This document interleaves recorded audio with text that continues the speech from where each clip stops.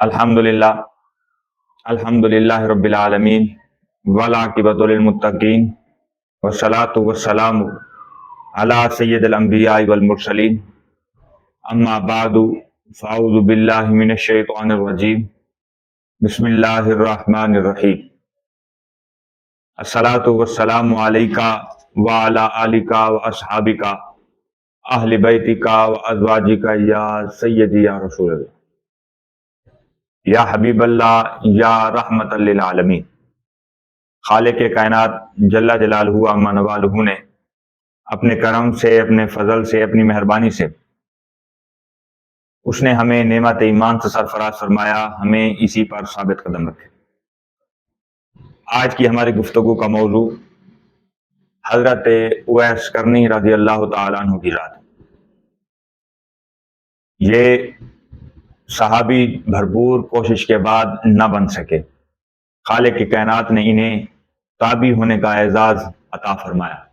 تابعی اس شخص کو کہتے ہیں جو حالت ایمان میں یعنی مسلمان ہونے کی حیثیت سے کسی صحابی کا دیدار کرے، خالق کائنات جل جلالہ عما نوالہ کے صحابہ کا اور محبوب دو عالم صلی اللہ علیہ وسلم کے چاہنے والوں کا، جنہوں نے حالت ایمان میں آپ علیہ السلام کی زیارت کی ہو، اس صحابی کو مسلمان ہونے کی حیثیت سے دیکھنے والا تابعی ہوتا ہے۔ اور یہ تابعی ہیں، انہوں نے حضرت علی المرتضیٰ شیر خدا کرم اللہ وجہہ الکریم اور حضرت عمر فاروق رضی اللہ تعالی عنہ کی زیارت بھی کی ہے۔ بلکہ یوں کہنا درست ہے کہ حضرت عمر فاروق اور حضرت علی المرتضیٰ رضی اللہ تعالی عنہما، ان دونوں نے عاجزی کا کمال مظاہرہ کرتے ہوئے ان کی زیارت کی ہے۔ یہ بھرپور کوشش کے بعد صحابی کیوں نہ بن سکے؟ اسی وجہ سے کہ ان کی والدہ تھیں، بیمار تھیں اور کافی علیل۔ یہ ان کی خدمت پر مامور تھے۔ ایک دن آپ صلی اللہ علیہ وسلم کی محبت ان کے دل میں طرب پیدا کرتی ہے۔ یہ والدہ کی خدمت میں عرض کرتے ہیں کہ میں چاہتا ہوں جو میں آپ صلی اللہ علیہ وسلم کی زیارت کے لیے جاؤں، تو آپ مجھے اجازت عنایت فرمائیں۔ مجھے آپ کی بیماری بھی ملحوظ خاطر ہے اور دیدار مصطفیٰ کی طرف بھی آپ کے سامنے ہے، لہذا مجھے اجازت دیجیے۔ تو والدہ نے ایک شرط رکھی کہ ایک شرط پر جا سکتے ہو، جانا جلدی ہے، واپس جلدی آنا ہے، اور آپ صلی اللہ علیہ وآلہ وسلم دو جگہ ہو سکتے ہیں، یا مسجد نبی میں ہوں گے یا گھر پر ہوں گے۔ تم ایک جگہ جانا، یا گھر کا چناؤ کرنا یا مسجد کا۔ تو حضرت اویس کرنی رضی اللہ تعالیٰ عنہ نے اس معاملے میں توجہ کی اور گھر جانے کا ارادہ فرمایا۔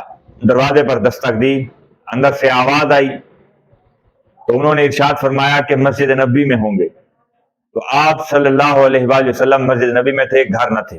حضرت اویس کرنی ماں کے حکم کے مطابق واپس پلٹنے لگے تو پیغام دیا کہ سرور کونین صلی اللہ علیہ وآلہ وسلم جب تشریف لائیں تو ان سے کہیے گا کہ آپ کے دروازے کا، آپ کی ذات کا فقیر اویس کرنی کرن سے حاضر ہوا تھا۔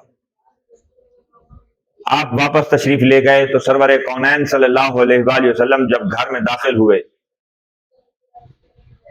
یقین جانیے بڑی دل کو تکلیف دیتی ہے یہ بات کہ جب کوئی شخص سب کچھ جاننے کے بعد بھی یہ کہے کہ آپ صلی اللہ علیہ وآلہ وسلم کو غیب کا علم نہیں تھا، دیوار کے پیچھے کا نہیں جانتے، سامنے دیکھتے ہیں تو پیچھے کا کچھ خبر نہیں۔ یقین جانیے بڑی تکلیف ہوتی۔ آپ صلی اللہ علیہ وآلہ وسلم گھر میں جلوہ گر ہوئے۔ آتے ہی حضرت عائشہ رضی اللہ تعالی عنہا سے ارشاد فرمایا کہ اے عائشہ آج کوئی آیا تھا؟ حالانکہ چاہیے تو یہ تھا کہ وہ بتاتی تب جا کر کہیں علم ہوتا۔ تو گویا کہ عاشقوں کی، غلاموں کی خوشبو، مہک اور ان کے آنے کے اثرات ہی بتا دیتے ہیں کہ کون آیا تھا۔ اور حضرت اویس کرنی رضی اللہ تعالیٰ عنہ بہت اعلیٰ قسم کے عاشق تھے اللہ کے اور اللہ کے رسول کے۔ ان کے عشق کا مقابلہ تابعین میں بہت کم لوگ ہیں جو کر سکیں۔ حضور انور صلی اللہ علیہ وسلم نے ارشاد فرمایا کہ کوئی آیا تھا؟ تو حضرت عائشہ رضی اللہ تعالی عنہا نے عرض کیا یا رسول اللہ صلی اللہ علیہ وسلم جی بالکل कर्न से एक हजरत उवैस तशरीफ लाए थे।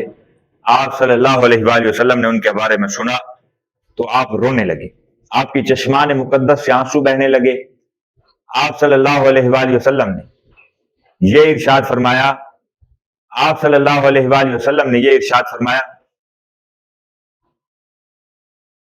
आप सल्लल्लाहु अलैहि वसल्लम की चश्मान मुकद्दस से जब आंसू रवां हुए, आप सल्लल्लाहु अलैहि वसल्लम की खिदमत में हजरत आयशा रज़ी अल्लाह तआला अन्हा अर्ज़ करते हैं, या रसूल अल्लाह, आपको उससे इतनी मोहब्बत है, उस गुलाम के अल्फाजों में मोहब्बत इतना थी, फिर वो चला क्यों गया?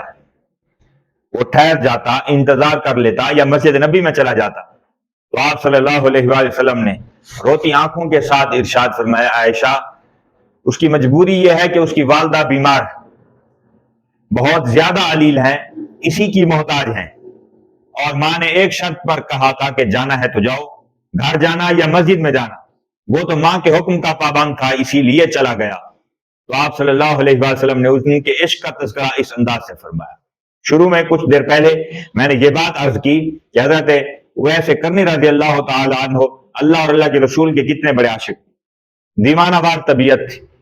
आम लोग उन्हें दीवाना और पागल तस्वर करते, उन्हें किसी शुमार में नहीं लाते थे कि ये भी अक्लमंद है, दाना है। एक दफा रास्ते से गुजरे, बच्चों ने इन्हें खिलौना समझ लिया और इनके साथ खेलने लगे, पत्थर मारते, कंकरियां मारते।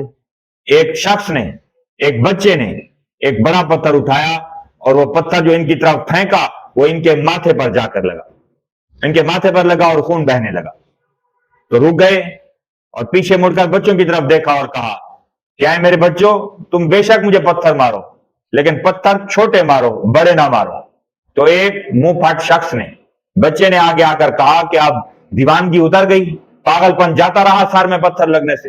उसने कहा, ये दीवानगी, ये पागलपन, ये एक अलग बात, मैं फकत तुम्हें इसी सबब से रोक रहा हूं कि तुम मुझे छोटे पत्थर मारते हो, उनसे तो कुछ नहीं होता, जब बड़ा पत्थर मारते हो तो चोट लगती है, जख्म होता है और उससे खून बहता है और मेरा वुजू टूट जाता है। मैं नहीं चाहता कि जब मैं अपने मालिक के हुजूर खड़ा हूं तो मैं बेवुजू हूं, तो इसीलिए तुम मुझे छोटे पत्थर मार सकते हो, बड़े पत्थर न मारो, इससे खून बहने का अंदेशा होता है जिससे मेरा वुजू जाता रहता है।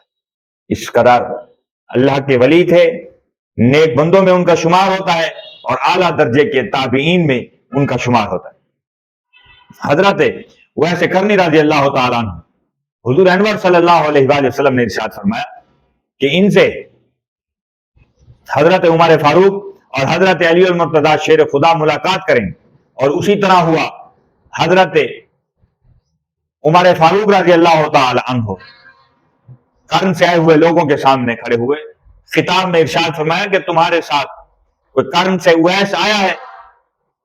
तो उन्होंने कहा कि नहीं, वो तो नहीं आया। फिर हजरत उमर फारूक, हजरत अली अल मुर्तजा शेर खुदा इकट्ठे उनकी जियारत के लिए गए यमन में, और जाकर उनकी जियारत से मुशर्रफ हुए और उनसे हाल अहवाल किया। अब सहाबा की सोहबत है, हजरत उवैस करनी कुछ देर बैठे, कुछ देर के बाद खड़े हुए और इरशाद फरमाया, क्या उमर फारूक अली मुर्तजा शेर खुदा रखना, ये कोई गवारा नहीं करता, लिहाजा आप तशरीफ ले जाएं क्योंकि वक्त थोड़ा है, कयामत करीब है। देखिए कि सहाबा की सोहबत, ताबीन की सोहबत, हुजूर अनवर सल्लल्लाहु अलैहि वसल्लम ने इस मुलाकात का तज़किरा कई साल पहले फरमा दिया था। उस सोहबत को हजरत उवैस करनी फरमाते हैं कि यूं ना बैठो, बल्कि हम वक्त अपनी जुबान को, अपने दिल को उसकी याद में तर रखो, न जाने कब कयामत बपा हो जाए और उसके सामने हाजिर हो जाए। खालिक के कायनात जल्ला जलालहु व मनवाल अपने करम से, अपने फजल से उसने हमें नेमत ईमान से सरफराज फरमाया, हमें इसी पर साबित कदम रखे। आमीन व आखिर दावाहुम अनिल हम्दुलिल्लाहि रब्बिल आलमीन।